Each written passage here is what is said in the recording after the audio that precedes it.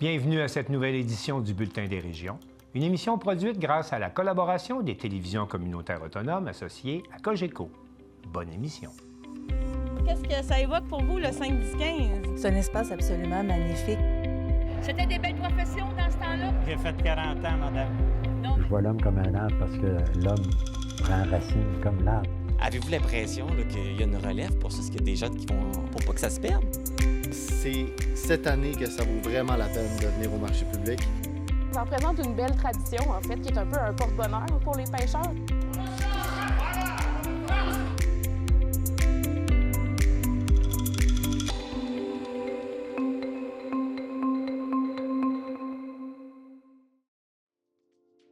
Au sommaire pour vous cette semaine.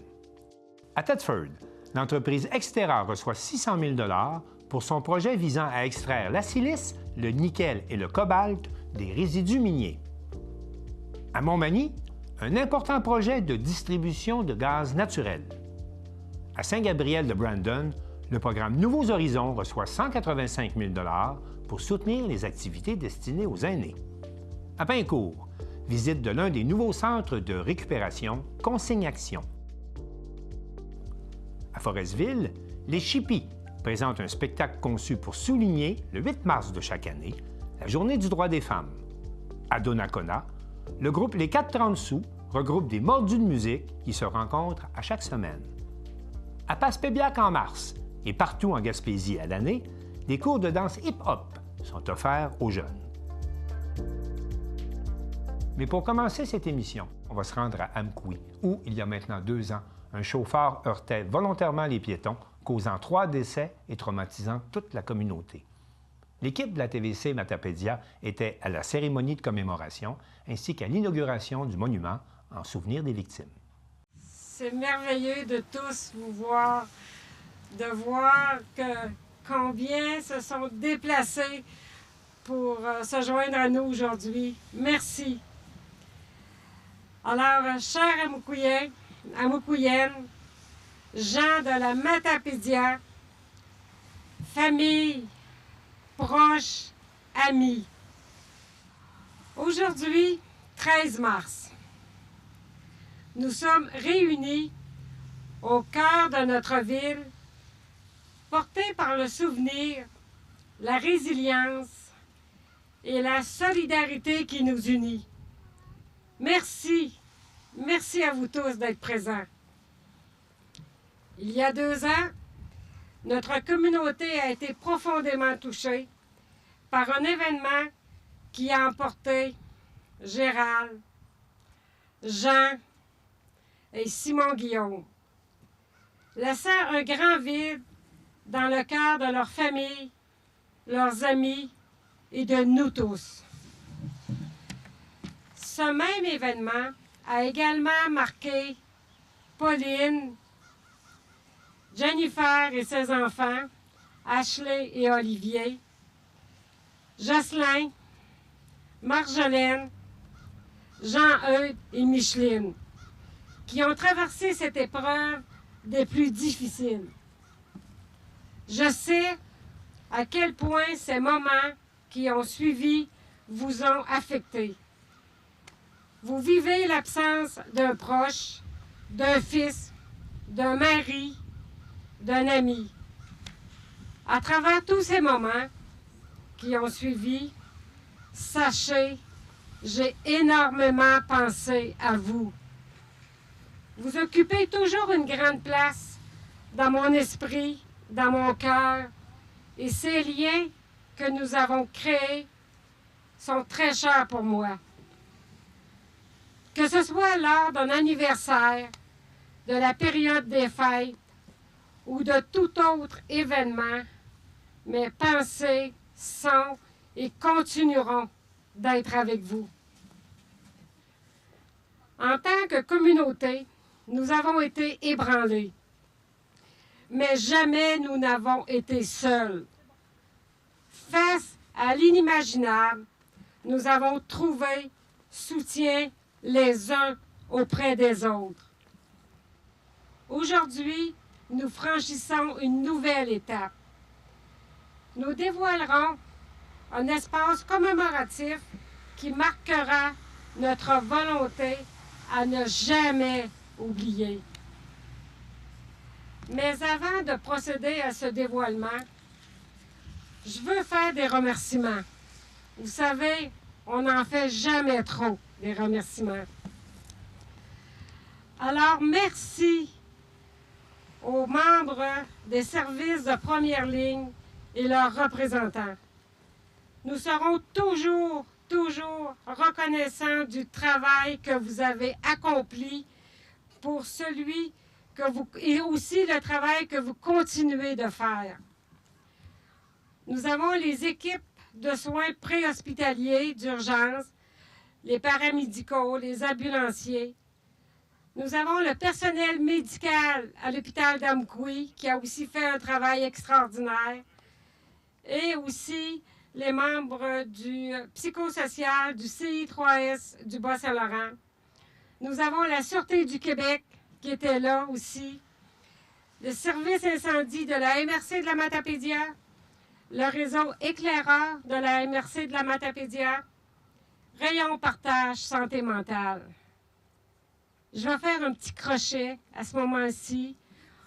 Plusieurs de nous portons une petite épinglette.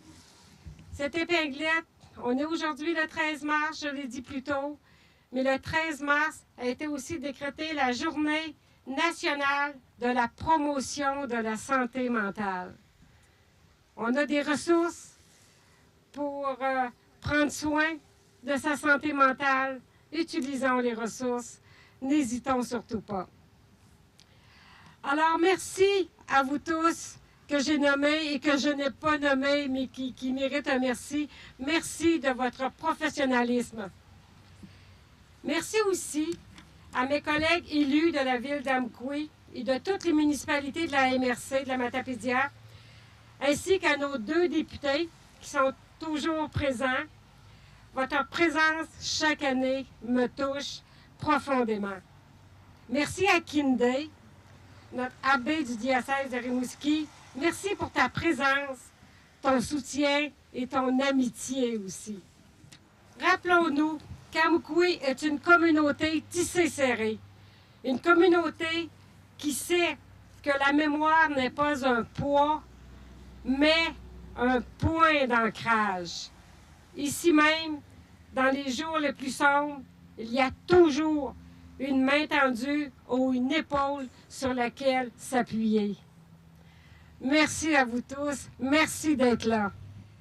Désormais, au centre-ville, ici, sur le terrain de la gare d'Amqui et près des événements qui se sont produits en mars 2023, nous dévoilons un espace commémoratif permanent.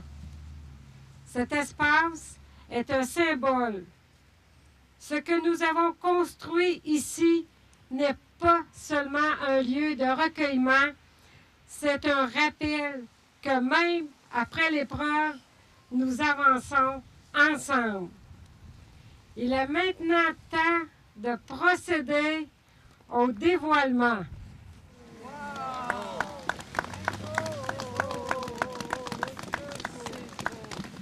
En mémoire de Gérald Charret, Jean Lafrenière, Simon Guillaume Bourget. Un espace qui a marqué notre communauté, un espace qui rappelle la force de notre solidarité. Ces silhouettes rappellent celles et ceux qui ont traversé l'épreuve à nos côtés. Certaines s'envolent, mais elles ne s'éloignent pas. Elles s'unissent telle une volée d'oiseaux. Ensemble, elles conservent le souvenir des personnes qui nous manquent. Ce cadre est donc une fenêtre ouverte sur la mémoire. Il nous invite à regarder, à voir ces silhouettes qui nous rappellent ceux qui nous ont quittés et ceux qui restent. En regardant à travers ce cadre, nous voyons le vide laissé par ceux qui nous manquent. Oui, mais nous voyons aussi la vie qui continue, la lumière qui perce l'ombre. Il était important pour nous de donner une vue sur le boulevard, pour nous rappeler ce qui s'est produit, mais également pour illustrer ce qui maintenant nous unit. Cet espace, je suis fière de vous dire qu'il a été conçu et produit à 100% par des entreprises et des artisans d'Amkoui, du début jusqu'à la fin.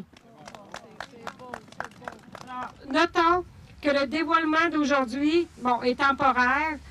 On va y croire un petit peu avec la neige puis le socle. Le travail se poursuivra donc au début de la saison estivale avec l'aménagement paysager qui va suivre. Je vous invite donc, vous tous, à revenir. Ceux d'Amkoui, ça va être facile, mais ceux de l'extérieur, revenez au cours de l'été pour voir qu'est-ce que ça va donner. Alors aujourd'hui, faisons la promesse que cet espace ne sera jamais qu'un monument silencieux, mais un lieu vivant où l'amour triomphe du chagrin et où l'espoir fleurit à chaque saison. Je vous offre les mêmes mots qu'en 2023 et en 2024. Jamais nous n'oublierons le 13 mars 2023. Toujours nous serons une grande famille, toujours ensemble pour vous. Merci à vous tous. Merci de votre présence.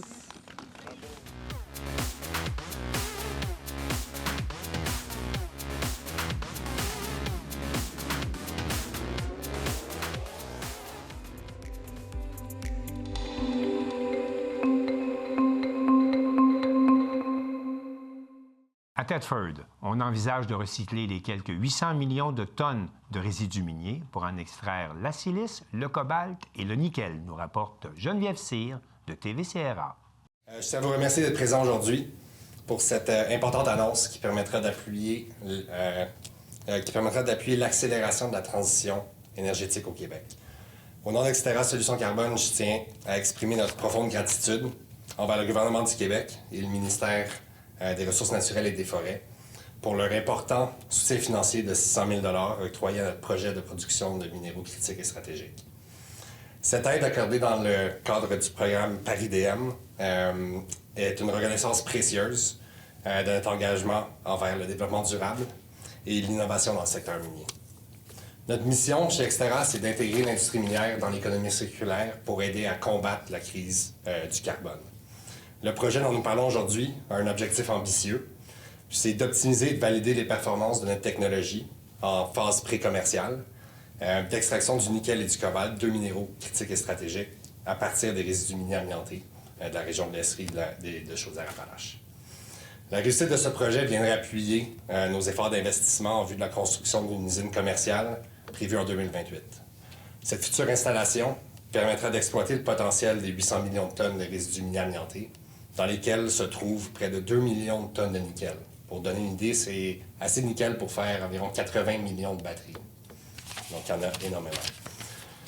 Pour le Québec, a le potentiel de devenir le premier producteur de matériaux avancés de batteries de véhicules électriques issus des résidus miniers amiantés.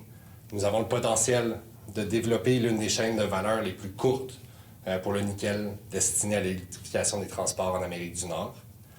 Actuellement, Extera, on est en opération pré-commerciale. La technologie d'Extera ne se limite pas à l'extraction du nickel et cobalt, par contre. C'est une des seules technologies disponibles qui permet de valoriser jusqu'à 90 % des minéraux contenus dans les résidus miniers amiantés. Puis notre procédé aussi, le premier procédé au monde qui est capable de générer un oxyde de magnésium complètement carboneutre. C'est une avancée technologique majeure qui va soutenir la décarbonation de plusieurs industries. Notre technologie de revalorisation des sites miniers a le potentiel de transformer l'industrie locale et ensuite d'être exportée à l'échelle mondiale.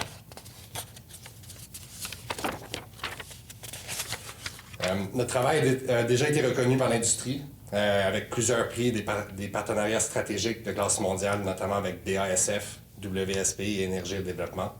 Mais au-delà des récompenses et partenariats, et SGS Canada, mais au-delà des récompenses et partenariats, notre plus grande fierté, c'est l'impact positif que nous avons sur l'économie locale. Nos projets créeront des emplois spécialisés de très haute qualité tout en revitalisant des régions impactées par leur historique minier. Pour conclure, je tiens à réitérer nos remerciements sincères au ministère des Ressources naturelles et des Forêts pour son soutien indéfectible. Votre confiance en notre vision nous honore et nous motive à poursuivre nos efforts. Merci également à nos partenaires dévoués, aux villes de Thetford Mines et de Val-des-Sources pour leur soutien continu, ainsi qu'à toute l'équipe d'Extera pour leur travail rigoureux. Ensemble, nous transformons un passif environnemental en un actif durable. Nous allons créer plus de 100 emplois, nous luttons contre les changements climatiques et nous démontrons que l'industrie minière peut être un moteur de l'économie circulaire et de la transition énergétique.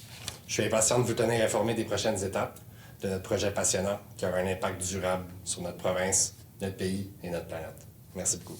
Projet aide financière du gouvernement du Québec pour la compagnie, l'entreprise Extera, plutôt minéraux critiques. Isabelle Lecourt, une aide financière de 600 000 $. Oui, je suis vraiment très contente de cette annonce-là et de l'octroi d'un 600 000 $ de la part du ministère des Ressources naturelles et des Forêts. Un projet qui touche la région de Thetford et Val-des-Sources. Oui, c'est ça. Donc, l'entreprise Extera va extraire les minéraux critiques et stratégiques d'abord, puis ensuite va faire de la captation de CO2 avec le reste des résidus. OK. On va en prendre ici dans la région ou dans les deux régions? Olivier Dufresne est avec nous, oui. Oui. Donc, les résidus miniers sont pratiquement identiques entre les deux régions. Donc, évidemment, le but, c'est d'extraire le plus de valeur de ces résidus-là, puis d'avoir une technologie qui s'applique aux deux pour qu'on puisse, le Québec, en bénéficier le plus possible. Puis, comme Mme Lecourt mentionnait, notre procédé nous permet d'extraire 3 produits de ces résidus-là. Donc, la silice, les minéraux critiques et stratégiques, donc le nickel et le cobalt, puis de produire un oxyde de magnésium qui peut être utilisé pour séquestrer le CO2, pour l'emprisonner sous forme rocheuse pour des milliers d'années. Oui, vas-y. Puis à quoi va servir essentiellement la subvention que vous venez de recevoir? Donc, la subvention est vraiment pour perfectionner notre procédé d'extraction du nickel et du cobalt, donc la portion vraiment minéraux critiques et stratégiques de notre procédé. Parce que c'est un ajout, dans le fond, parce qu'au départ, vous faisiez que la captation du carbone. Non, ça a toujours été... notre objectif a toujours été de valoriser le plus possible les minéraux qui sont contenus dans ces résidus-là. Donc, c'est de passer à la prochaine étape, d'opérer l'extraction du nickel et du cobalt à une plus grande échelle pré-commerciale en prévision de notre usine commerciale. Et le potentiel est incroyable dans la région. Vous parlez des quantités de batteries qu'on va pouvoir faire avec tout ça. Là. Oui, bien, si on prend, selon les échantillonnages dans les deux régions, en moyenne, dans les 800 millions de tonnes de résidus miniers amiantés, il y a à peu près 2 millions de tonnes de nickel. Donc, c'est une ressource incroyable. Puis 2 millions de tonnes de nickel, environ 26 kg de nickel par batterie. Donc, ça revient à 80 millions de batteries qui peuvent être produites grâce au nickel qui est ici. 2028, une usine qu'on va implanter, c'est pas encore déterminé? C'est pas encore déterminé. C'est une usine qui va, d'échelle commerciale, qui vise à traiter plus de 1000 tonnes de résidus par jour. Et quand on parle de batterie, ce serait pour des véhicules électriques? Oui. Donc, le nickel, c'est une des composantes importantes pour les batteries. Là. Exactement. Puis vous visez soit l'Estrie ou Chaudière-Appalaches pour votre usine. Comment on peut faire pour que vous choisissiez Chaudière-Appalaches? Écoutez, c'est à la fin de la journée, on fait une technologie qui a le potentiel d'être agrandie puis d'aider à traiter ces résidus-là dans les deux régions. Notre but, c'est d'avoir plus d'une usine au Québec. Puis la détermination de la première usine, c'est des études approfondies qui vont pouvoir nous amener vers le lieu final. Moi, j'aurais un commentaire en terminant. Puis, d'ici 2040, la demande pour le graphite, le cobalt, le nickel devrait être multipliée par 20. Donc, on va avoir un gros avantage ici dans la région.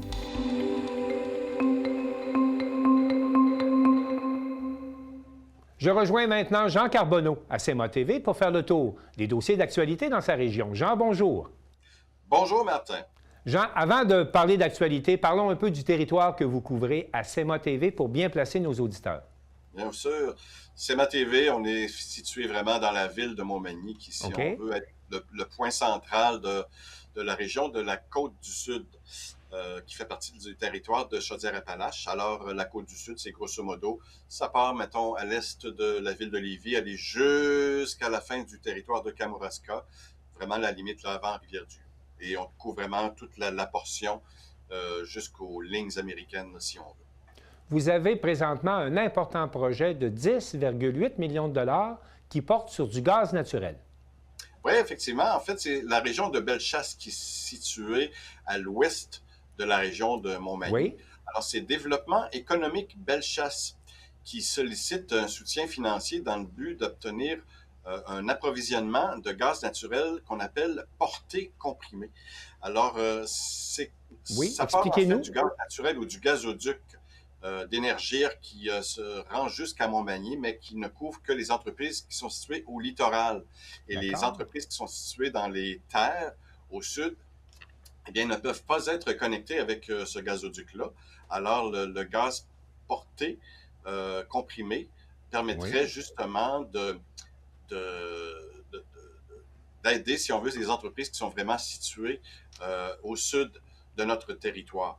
Donc, on pourrait, par exemple, remplir des camions-citernes et rendre cette ressource-là pour le chauffage ou pour les entreprises disponible à ceux qui ne sont pas à proximité du gazoduc. C'est ce que je comprends? Exactement. C'est un projet de 10,8 millions de dollars. Ce n'est pas rien.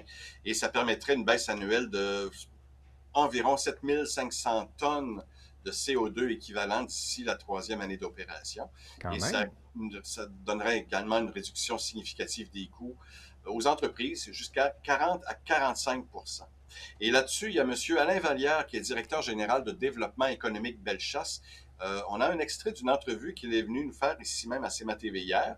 Alors, il nous explique le but de ce projet-là et il va nous donner une bonne idée de ce qu'est le gaz naturel porté comprimé. On l'écoute. Mais on avait d'autres entreprises qui avaient des besoins de gaz naturel, mais compte tenu des coûts très élevés, on a demandé à Énergir de dire comment est-ce qu'on pourrait faire pour aller desservir nos entreprises, leur faire bénéficier d'une source d'énergie beaucoup moins chère, aussi moins polluante que le gaz propane ou encore et aussi le mazout lourd. Et c'est là où on nous a dit qu'il y aurait le gaz naturel comprimé. Alors, c'est pressurisé, là, mais comprimé, puis porté, la raison c'est qu'on l'amène dans les entreprises. Donc, c'est un peu l'équivalent de ce qu'on voit avec le gaz propane qu'on va porter dans les entreprises. Là, on se branche directement sur le réseau d'Énergir, on le comprime, on le met dans des bonbonnes. Par la suite, c'est distribué dans les entreprises et on peut atteindre un rayon de 100 à 150 km à partir de notre station de compression. Alors, c'est un projet qui a déjà reçu un appui financier pour la réalisation d'une étude de faisabilité, dont les conclusions ont confirmé la viabilité ainsi que les avantages du gaz naturel porté comprimé. Maintenant, il restera à savoir si le gouvernement du Québec aura l'oreille attentive à cette demande. À suivre. Eh oui. Il y a des personnalités chez vous, tout près de 40 personnalités, qui ont reçu la médaille du couronnement du roi Charles III. Bien sûr. Alors, à l'instar de bien d'autres régions dans le Grand Canada, la circonscription fédérale de Montmagny, Lillet, Kamouraska, Rivière-du-Loup a également pu compter sur la distribution d'environ, mais exactement de 40 médailles. D'accord. Dimanche dernier, le 16 mars, c'était au centre Bombardier à la Pocatière et c'est notre député fédéral, M. Bernard Généreux, qui a récompensé 40 récipiendaires qui avaient été choisis, si on veut. Et entre autres, parmi ces personnalités-là, on retrouve quelques noms d'importance, comme par exemple M. Bernard Bélanger, qui est président du conseil d'administration de la compagnie Premier Tech, qui est basée à Rivière-du-Loup. C'est une entreprise mondiale, internationale. Également, Mme Chantal Caron, qui est fondatrice de l'école de danse Chantal Caron de Saint-Jean-Port-Joli. Et puis, Mme Nancy Dubé, directrice générale de la Chambre de commerce de Kamouraska-Lillet. M. Rénal Ouellette, fondateur du Carrefour mondial de l'accordéon de Montmagny, ainsi que Michel Montminy, qui est notre président-directeur général ici même à Montmagny. c'est toujours apprécié ces gestes de reconnaissance. Absolument. Par ailleurs, on s'en va vers des élections. Hein? On sait que c'est courant. Puis on apprend que le comté fédéral de Montmagny, Lillet, Kamouraska, Rivière-du-Loup va changer de nom et va changer également de configuration. Effectivement. Ça sent les élections fédérales, comme tu le mentionnais. Et au mois de juin 2023, la Commission de délimitation des circonscriptions électorales fédérales avait procédé au changement de nom ou de dénomination de la circonscription fédérale que tu viens de nommer, qui était Montmagny, Lillet, Kamouraska, Rivière-du-Loup. Qui va s'appeler comment? Le nom était pas assez long. On va le nommer maintenant Côte-du-Sud, Rivière-du-Loup, Katascomique, Témiscouata. Et ce changement-là devait apparaître au moment de la prochaine élection qui suivait cette décision-là. Donc, ce qui devrait tomber sous peu, la prochaine élection. On voit le changement là, à l'écran, mais c'est vraiment très grand comme circonscription. Ça devient de plus en plus grand, en tout cas. Là, on le voit bien, là. On le voit très bien. Écoute, on va passer d'environ 7500 km² à plus de 11 000 km². Et notre député devra circuler ou faire beaucoup de voitures puisque la population pourrait être desservie. Et il devra parcourir tout ce territoire-là pour une population qui va passer de 97 000 habitants à plus de 116 000 habitants. Donc, c'est des changements majeurs qui s'appliquent pour les prochaines élections. Maintenant, j'aimerais savoir, est-ce qu'il y a des candidats qui sont confirmés? Parce que je sais que ça brasse beaucoup dans les partis politiques actuellement. Chez vous, est-ce qu'il y a des confirmations? Est-ce qu'on sait déjà qui va être candidat? Il y en a deux qui sont déclarés. La première candidature, c'est notre député actuel, M. Bernard Généreux, qui représente le Parti conservateur. Alors, lui se prépare pour un 6e mandat consécutif. 6e mandat? Oui, absolument. Mais il y a quand même des mandats qui ont été faits, là, je crois, des mandats de 2 ans au travers. Là. Donc, ce n'est pas vraiment 4 x 6, 24. Okay. C'est vraiment là, un 6e mandat. Et puis également, on voit à la droite Mme Diane Sénécal, qui va représenter le Bloc québécois. Elle-même, elle est directrice du développement local et régional à la MRC de Lillet. Elle est présidente également de la circonscription pour le Bloc québécois depuis 2022 et présentement présidente régionale pour l'Est du Québec depuis 2023. Vous avez un député conservateur depuis de longues années. Présentement, les sondages bougent beaucoup avec l'arrivée d'un nouveau chef au Parti libéral du Canada. Est-ce qu'on a des informations du côté du Parti libéral qui, semble-t-il, tarde à nommer ses candidats un peu partout? Effectivement, je n'ai pas vu encore passer aucun nom qui pourrait représenter la candidature d'un autre parti, quel qu'il soit. Donc, ce sera à suivre dans les prochaines semaines nécessairement. En terminant, je vous permets, dans la dénomination, le mot Katascomique, ça représente en fait le nom de la réserve anciennement qu'on appelait Whitworth, une réserve indienne. Qui est administrée par la Première Nation Wolastoqiyik-Washikipiquk et c'est situé à 30 km au sud-est de la ville de Rivière-du-Loup en direction du Nouveau-Brunswick. Et on passe par l'autoroute 85 pour s'y rendre, ni plus ni moins. Katascomique, un nom à retenir. Oui, et qui dénote là, de l'ouverture là, pour reconnaître l'importance des Premières Nations sur votre territoire. Voilà. En terminant sur ce sujet-là, après 6 mandats, est-ce qu'on peut dire que votre comté, malgré la modification du territoire, est-ce que c'est un château fort conservateur? Disons que notre député est très bien connu dans la région et c'est un député qui a qui est là depuis 6 mandats quand même, là? Oui, non, c'est un député qui s'occupe très bien de ses commettants. Alors, à suivre de ce côté-là. Le printemps est à nos portes, puis on sait qu'à certains endroits, ça dégèle assez rapidement. Parlez-nous, là, on me dit là, qu'on intensifie la surveillance, pour vos rivières, notamment la rivière du Sud et la rivière Saint-Nicolas. Oui, exactement. La rivière, ce sont 2 rivières qui serpentent le centre-ville de Montmagny. Mais contrairement à bien d'autres municipalités ou bien d'autres régions, comme par exemple la Beauce, où la rivière Chaudière, par exemple, est ça va beaucoup de façon... elle serpente beaucoup. Elle serpente beaucoup, oui. Voilà. Alors, on peut voir que la rivière du Sud, qui est la plus importante dans présentement, c'est une rivière qui est quand même pas très sinueuse et dont la pente, si on veut, n'est pas très importante non plus. D'autant plus que le couvert de glace cette année n'était pas très important.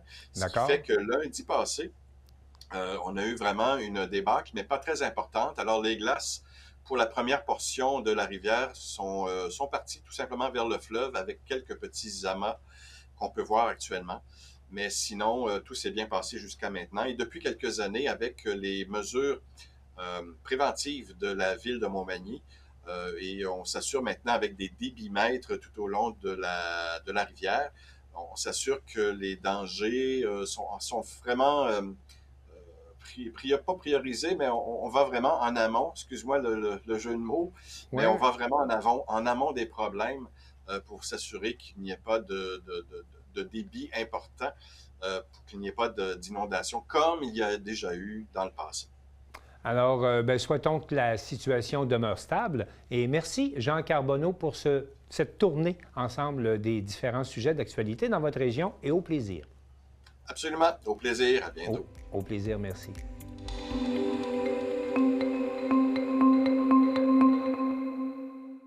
Danny Bérubé de CTB-TV s'informe auprès du député Yves Perron des modalités du programme Nouveaux Horizons pour les personnes âgées, auquel le gouvernement fédéral vient d'octroyer 185 000 $. Bonjour à vous à la maison. J'ai le plaisir de recevoir M. Yves Perron. Bonjour à vous. Merci de vous être arrêté aujourd'hui dans nos studios. Un grand plaisir. Et on est content parce qu'on vient d'apprendre une bonne nouvelle aujourd'hui. Hein? Il y a eu des sommes qui ont été offertes ou dédiées, si on peut dire. Comment est-ce qu'on peut dire Octroyées. Ça? Octroyées. Merci beaucoup. Pour des beaux projets, surtout un beau projet pour les aînés. Oui. Parlez-nous de ça. Donc, c'est dans le cadre du programme pour les programme Nouveaux Horizons pour les aînés. C'est un programme fédéral. C'est un des beaux programmes du fédéral qui met des sommes à la disponibilité des gens du troisième âge pour faciliter la socialisation puis l'accessibilité aussi à des locaux, à des services. Donc, c'est beaucoup les fédérations de l'âge d'or, les FADOC, qui vont formuler des demandes. C'est un programme qui est destiné aux organismes. Et c'est très varié. Ça peut être pour l'achat de jeux qui vont servir régulièrement à ces organisations-là. Ça peut être pour l'aménagement de locaux, l'aménagement de cuisine parfois, des nouveaux outils, un nouveau lave-vaisselle industriel, des choses comme ça, pour faciliter la vie des gens. Quand on organise un souper, puis on est une équipe de bénévoles, puis on a 250 personnes dans un souper, bien, il y a de la vaisselle à faire après. Ça a l'air bête, mais c'est des choses comme ça. Ça peut être aussi, j'ai vu, par exemple, il y a quelques années à Saint-Damien, l'aménagement d'une salle de bain, d'une toilette pour personnes handicapées. Donc, élargir la porte, mettre des barres, des choses comme ça pour que les personnes handicapées puissent avoir accès aux salles de bain.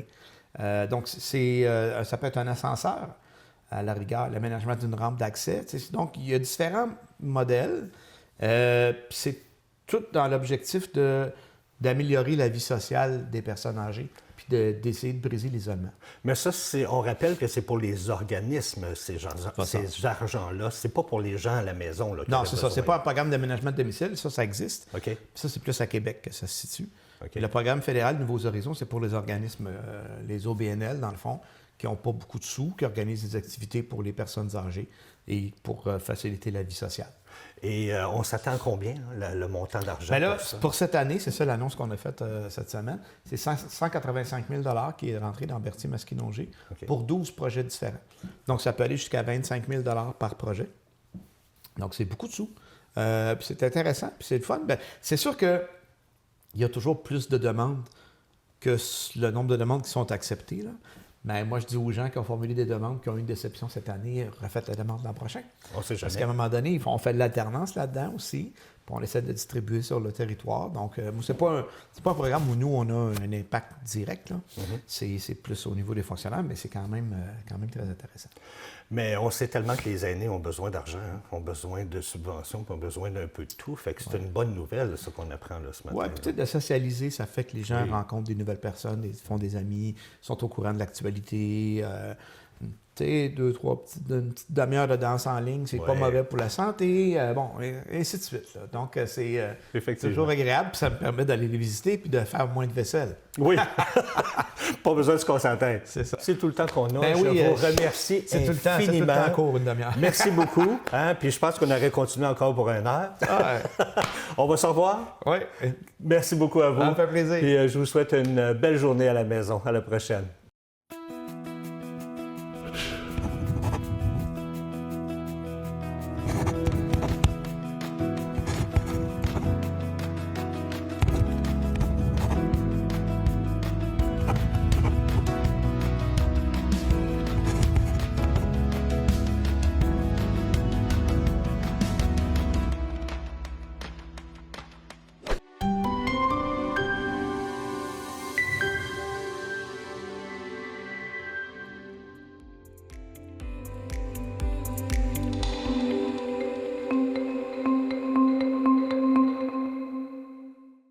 Depuis mars dernier, la consignation des contenants prend un nouvel essor au Québec avec la création des centres Consignation.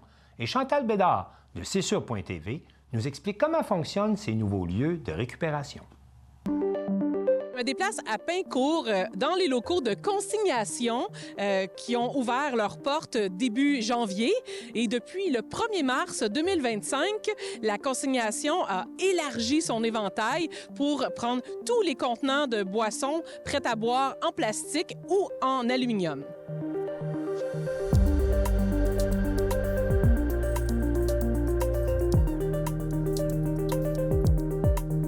Le gouvernement du Québec veut moderniser le système de consigne. Pouvez-vous me donner plus de détails? Oui, en fait, depuis quelques années déjà, le gouvernement a réalisé qu'il fallait moderniser le système de consigne. Donc, la consigne existe depuis 1984. Donc, en 2022, il y a eu un règlement qui a été édicté par le gouvernement qui a nommé l'Association québécoise de récupération des contenants de boissons comme l'organisme de gestion désigné. Parmi les choses qui ont été mises en place, il y a eu l'élargissement de la consigne à tous les contenants d'aluminium de 100 000 à 2 litres, dont toutes les canettes sont désormais consignées. Il y avait quand même 300 millions de canettes qui n'étaient pas consignées. Il y a aussi eu l'augmentation du montant de la consigne de 5 sous à 10 sous pour la majorité des contenants. Et là, on est à la deuxième phase. Depuis le 1er mars 2025, on a ajouté tous les contenants en plastique de 100 000 à 2 litres. Donc là, on parle des bouteilles d'eau, des bouteilles d'eau pétillante, des bouteilles de jus, des bouteilles de boissons pour les sportifs, des bouteilles de lait en plastique et quelques contenants de spiritueux en plastique. Et depuis début janvier, il y a un site qui s'est implanté ici dans la région de Vaudreuil-Soulanges, à Pincourt, où est-ce que nous sommes actuellement. Plusieurs options sont disponibles ici quand on arrive avec nos contenants. Pouvez-vous me donner plus de détails? Oui, alors depuis janvier, on a ouvert au 1430 boulevard du Traversier à Pincourt, un lieu de retour consignation. Dans le lieu de retour consignation, on retrouve 2 services. Un service de retour à l'unité qui, en fait, c'est les récupératrices automatisées qu'on connaît, qui étaient déjà chez les détaillants, qui sont en fait ici un modèle de nouvelle génération qui prend tous les contenants qui sont consignés depuis la phase 1 et 2, mais tous ceux avant aussi. Puis après ça, on a le retour express. Là, il s'agit de télécharger l'application mobile Consignation sur une plateforme connue.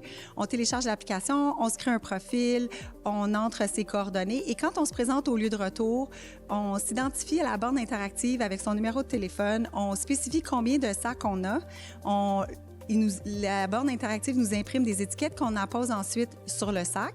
Et c'est de cette façon, avec l'étiquette qui est un code QR qu'on est identifié, on dépose les sacs et on s'en va. Et dans les 7 jours qui suivent, on est informé du montant de la consigne sur notre profil et on reçoit un virement Interact qu'on peut encaisser. Quels sont les avantages de consignation versus le recyclage standard, c'est-à-dire le bon vieux bac à la maison? L'objectif du gouvernement était d'inciter les citoyens à atteindre un taux de récupération de 90 % d'ici 2032.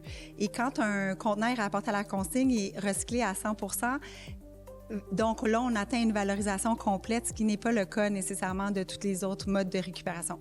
Tous les contenants qui sont récupérés ici sont ensuite envoyés dans un centre où on trie les contenants par matière pour qu'ils puissent être valorisés, chacun dans son domaine. Donc, l'aluminium va aller dans une usine pour refaire une canette d'aluminium. Ce qui est intéressant pour l'aluminium, c'est que c'est recyclable à l'infini et on peut compter environ seulement 60 jours pour qu'une canette qui quitte la tablette soit consommée et retourne sur la tablette sous forme de canette.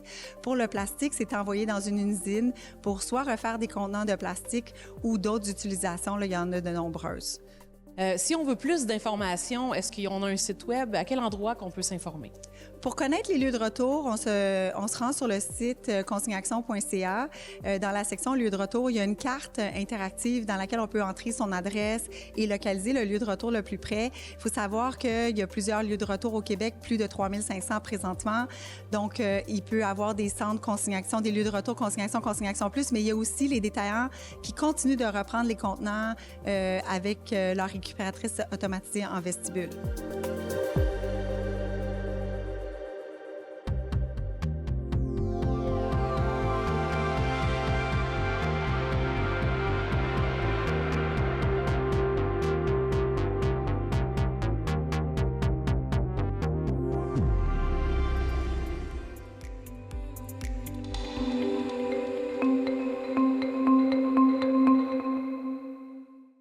Joanie Gaudreau de la télévision du Littoral était au spectacle 100% féministe, présenté à Forestville par la troupe Les Chippies à l'occasion de la Journée du droit des femmes.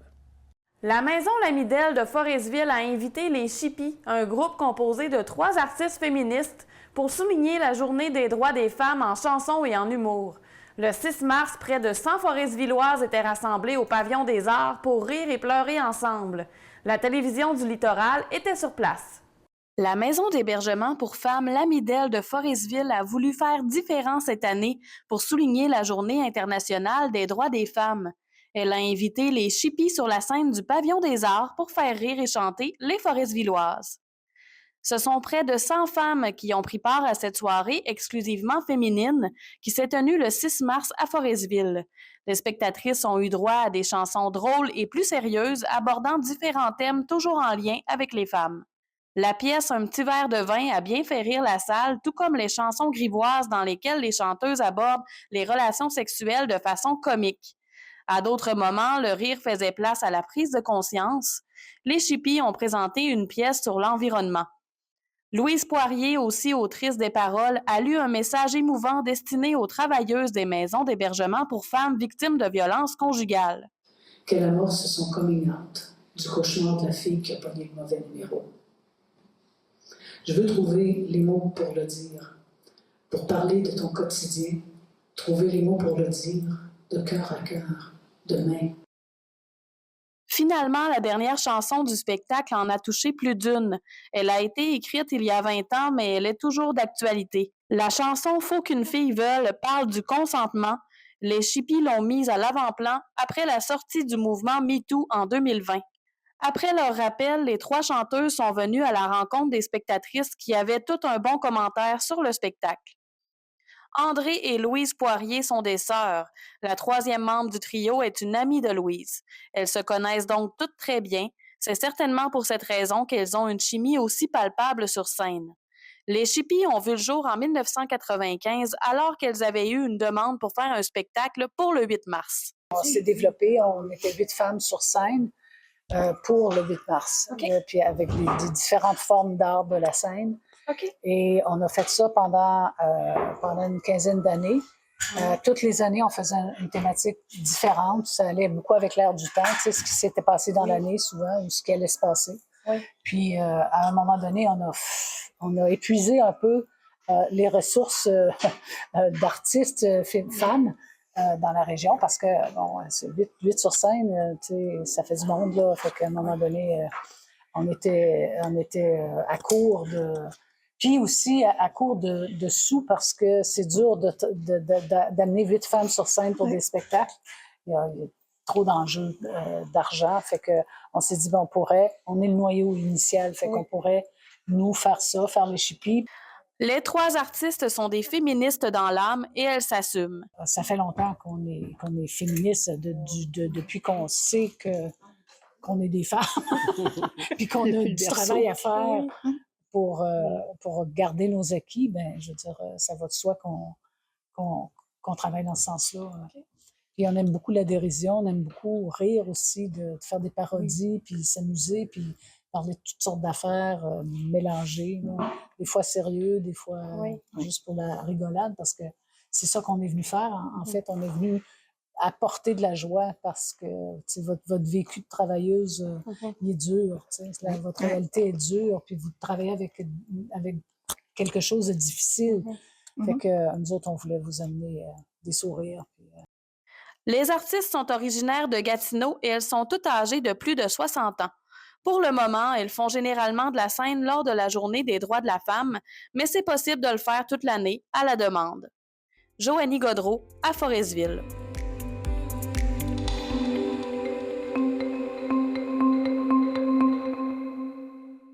Arthur Bordelot de CJSR nous présente le groupe Les 430 sous, un groupe de joyeux retraités qui reviennent à leur premier amour, soit celui de faire de la musique.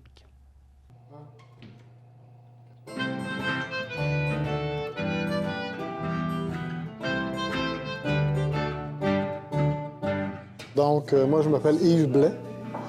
Je fais de la musique avec le groupe comme depuis la fondation, depuis le début janvier. Et le groupe s'appelle Les 430 sous. et on est ensemble pour avoir du fun, essentiellement avoir du fun. On est justement à la Sapristi, où c'est que Marc Duval nous laisse pratiquer à toutes les semaines sur une scène, comme si on était en scène. Mon nom, c'est Gilles Bouffard. Je suis musicien. J'étais un ancien musicien qui a repris ça il n'y a pas tellement d'années.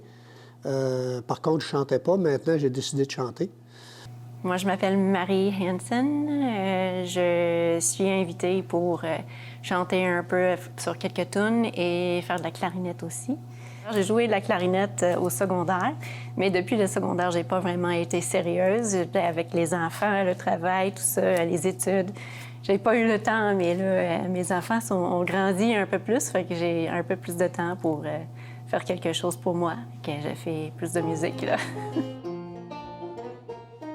Ah ben, on élève les enfants, on se trouve une carrière, parce que musicien, on le sait, ça pourrait être un métier, mais pour quelques-uns seulement. Sinon, on va manger des toasts au beurre de pinot toute la vie. Alors, comme par hasard, j'ai pu prendre ma retraite et garder encore toutes mes options, mes droits, tout ça, et puis pour pouvoir jouer, pour refaire mon plaisir de jeunesse. Un jour, j'ai dit que j'allais jouer au Moulin Marcoux, à Pont-Rouge. Alors, mes enfants m'ont donné comme cadeau de Noël la salle. Alors, je trouve que c'était une très bonne idée. J'ai rencontré des copains et puis je les ai parlé de ça. Tout le monde est emballé, tout le monde veut rentrer là-dedans. C'est comme parfait. J'ai fait de la musique un peu comme Gilles disait quand tu es ado. Ça, j'en ai fait pas mal. Et on a le plaisir à la retraite de retrouver ce qu'on faisait quand on était ado. Fait que c'était un bon timing pour le faire. J'ai fait de la musique aussi, un peu comme les gens ici, on a fait du bar, ce genre de choses. Pour ça, donc j'ai fait ma carrière dans d'autres choses complètement. Et à la retraite, au début de la retraite, j'ai embarqué dans un autre groupe. On a fondé un autre groupe qui s'appelait Les Trois Capitaines pour la musique trad. Donc on a disqué, on a fait quand même pas mal de shows avec ça. Puis la pandémie est arrivée, puis là, on a fait... Chacun est parti de son bar. Et là, on reprend avec les gars, la gang. Et c'est très cool de faire cette musique-là ici. Mon nom est Mario Anger. Moi, je suis tout nouvellement retraité. J'ai fait de la musique pratiquement toute ma vie, parallèlement à mon emploi, toujours par plaisir. Moi, je suis technicien pour la compagnie Canon. Puis j'ai fait ça toute ma vie. Puis parallèlement, les fins de semaine, j'ai joué de la musique, là, du blues, j'ai joué du chansonnier, j'ai joué du rock un peu plus. J'ai fait pas mal tous les styles. Puis moi, je joue de la basse. Fait que j'ai joué de la basse, de la contrebasse. J'ai fait du chansonnier aussi à la guitare et tout ça. Mais comme je disais tout à l'heure, toujours par plaisir. Je n'ai pas gagné ma vie avec ça. Hein. Puis, écoutez, l'histoire a commencé, l'aventure un petit peu particulière.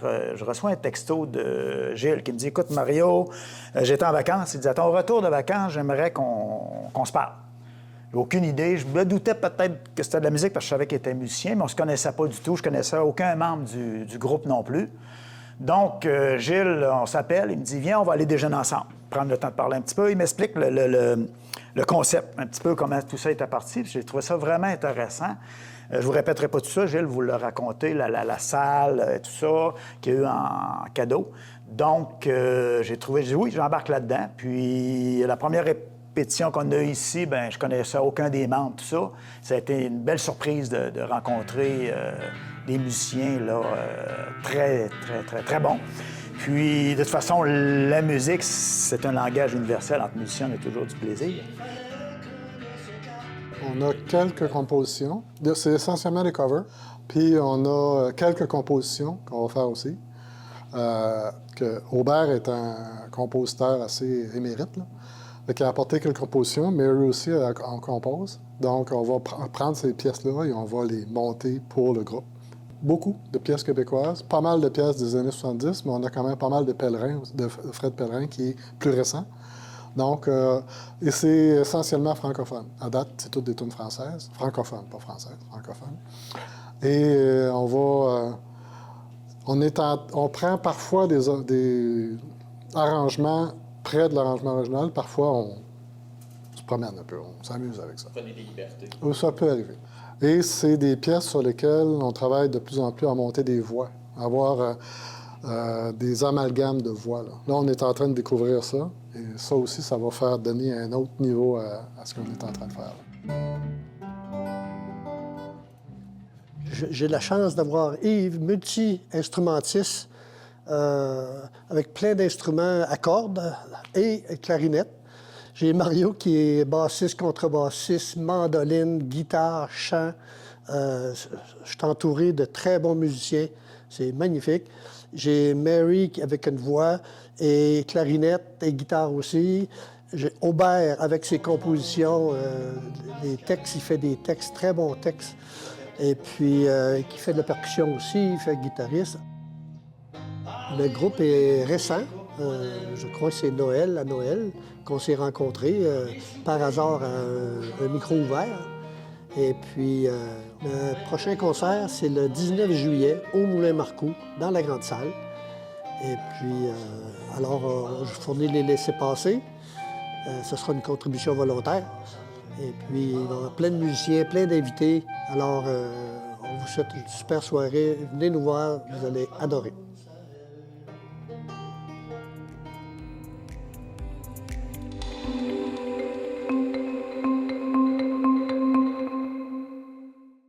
Valérie Pinault de Télévague a rencontré Jessie Walker, une jeune entrepreneur qui développe une école de danse hip-hop.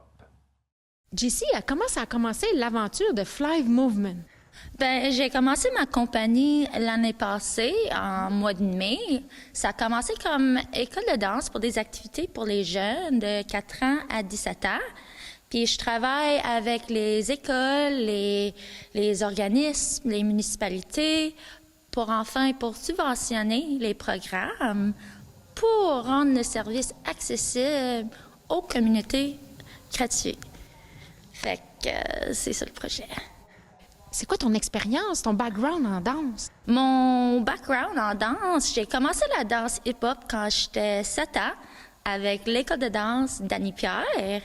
Puis j'ai fait des compétitions régionales, j'ai compétitionné à Limelight, à Hit the Floor. C'est vraiment une expérience géniale. Fait que j'ai à peu près 25 ans d'expérience en danse hip-hop. Pourquoi tu as voulu partir ta propre entreprise? Ben, je trouvais qu'il y avait un manque de services côté anglophone. Fait que je voulais vraiment rentrer puis faire quelque chose de nouveau, offrir quelque chose de nouveau au public, puis quelque chose avec un prix abordable pour que tout le monde puisse joindre dans les cours. Fait que ça a commencé de même.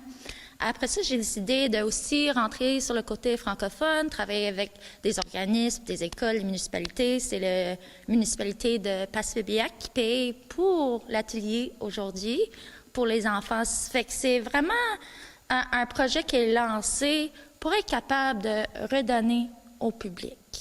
Là, tu te déplaces dans quel secteur avec ton unité mobile? Je déplace pas mal partout en Gaspésie. J'ai un trailer avec des miroirs portables, avec un speaker portable. Fait que ça me permet d'aller n'importe où en Gaspésie, de me promener, d'aller dans les salles, d'aller dans les écoles pour offrir mes services. Fait que c'est une école de danse mobile. Les jeunes, est-ce qu'ils aiment ça, danser puis se voir dans les miroirs? Ah, ils adorent ça. Quand je rentre avec mes miroirs, ils sont tellement excités de se voir là-dedans, de voir leurs mouvements. Je trouve que ça les aide beaucoup dans le danse pour être capable de voir ce qu'ils font. Mais ils adorent ça et ils trouvent ça vraiment trippant. Même les speakers puis les lumières, c'est sûr, les jeunes, ils aiment ça. Est-ce qu'on peut avoir des exemples d'activités que tu as créées récemment? Bien, récemment, j'ai lancé un projet avec Loisirs Sport Gaspésie et les îles de la Madeleine pour commencer à faire des activités, pas juste pour les jeunes, mais aussi pour notre plus âgés. Fait que j'ai commencé à travailler pour faire des projets avec les 5 ans plus. J'ai rentré aussi dans les centres des aînés pour faire des activités, pour les mobiliser, pour faire socialiser les gens. Fait que c'est un projet qui me touche vraiment au cœur, tu sais. Puis j'aimerais ça, dans les prochains mois, d'être capable de rentrer dans plus des centres des aînés, oui. Est-ce que les aînés y participent? Aimes-tu ça? Ah oui, ils adorent ça. On a même fait le Macarena, on a même dansé l'autre jour, c'était vraiment fun. Mais, tu sais, quand j'ai rentré dans les centres, j'ai vu qu'il y avait une manque d'activité, un petit peu manque d'énergie. Fait que je voulais rentrer, je voulais emmener mon énergie là-bas, donner quelque chose à faire. On joue des jeux de poche, on joue au quai, on joue de bingo, on joue aux jeux de fer. Tu sais, on fait des entraînements à chaque jour, on s'étire. Fait que j'adore ça, j'adore la job, j'adore d'être là, puis j'ai vraiment hâte de voir c'est où ce que ce projet va m'emmener. La meilleure façon de te contacter, c'est comment? Tu peux toujours aller sur mon site Facebook. J'ai un site, ça s'appelle Fly Movement Dance Company, Jessie Walker, ou sur mon page Facebook à moi-même, Jessie Walker. Puis tu peux aussi m'appeler à mon cellulaire. C'est le 438-828-3117. C'est quoi ta vision pour le futur pour grossir ta compagnie? Mais j'aimerais ça rentrer dans, tu sais, de faire plus de partenaires, travailler plus avec d'autres écoles, d'autres municipalités, d'autres organismes pour être capable de servir un territoire qui est plus large. Tu sais, je suis capable de servir les anglophones, les francophones. Fait que le but dans les prochaines années, ça va être de créer des liens. Tu sais, de trouver aussi, de commencer avec des commanditaires, des sponsorships pour être capable d'agrandir la compagnie, pour être capable d'en donner plus. J'aimerais, tu sais, un jour, c'est sûr, j'aimerais aussi engager des gens quand ça agrandit pour aller dans les centres des aînés, aussi pour être capable de, tu sais, donner des cours de danse, enseigner. Fly Movement commencera une nouvelle session de danse hip-hop le 22 mars à l'Arena de Passepébiac pour les jeunes de 4 à 17 ans. Fly Movement organisera un concours de danse à la fin de la session avec des prix exceptionnels pour les gagnants. Le prix pour la première place sera une chorégraphie professionnelle de danse d'une valeur de 2 000 $. Afin de se diversifier, Jessica offre même de la danse virtuelle pour toutes les écoles, municipalités, organisations et événements.